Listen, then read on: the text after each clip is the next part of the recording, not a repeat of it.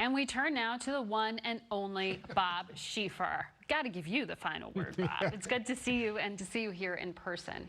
Thank you very much, and I'm honored to be with you. Well, you know, you're always so good at putting things in perspective. How do you sum up this week, this election? We still live in a very divided, deeply divided country, and I don't think there's any question of that.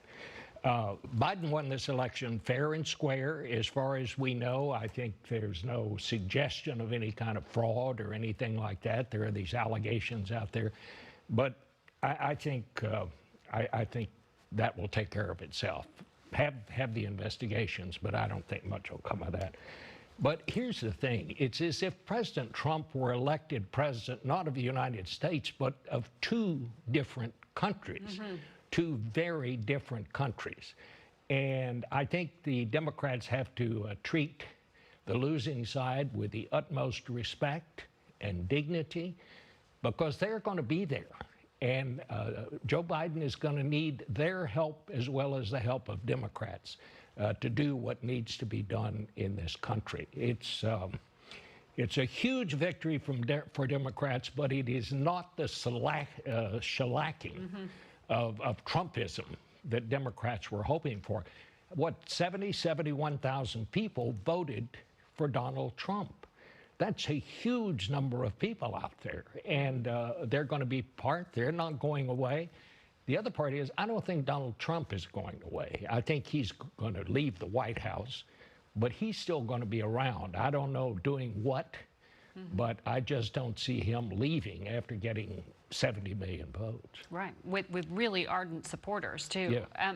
So the president-elect has made the right moves in terms of rhetoric to reach out. He said even just last night, I know what it's like to lose and how hard it is.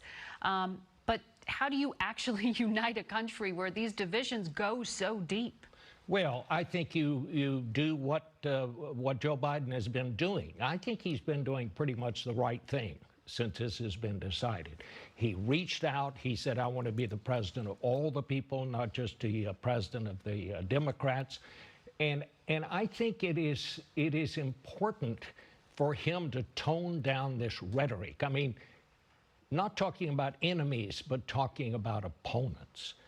Talking about how people can have two different points of view. I think what the president-elect, and maybe he's already done this, my guess is he probably has.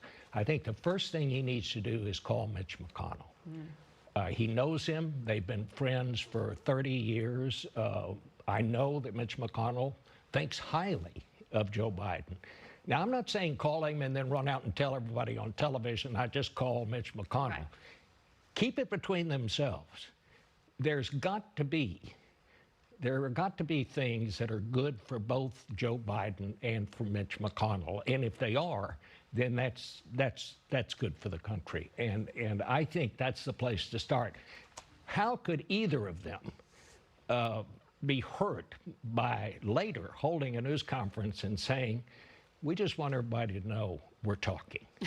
I love that that's the new benchmark for success. Hey, at least they talked. But what do you think, because the list is so long, what do you think is the most difficult challenge for the new president? I think just getting people.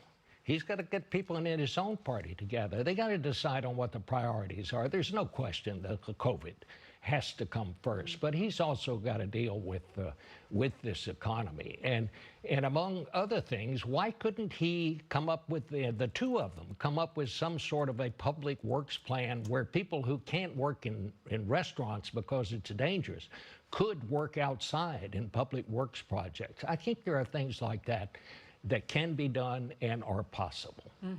For those 11 million people still looking for jobs that just haven't come back. Bob, thank you. So good to see you.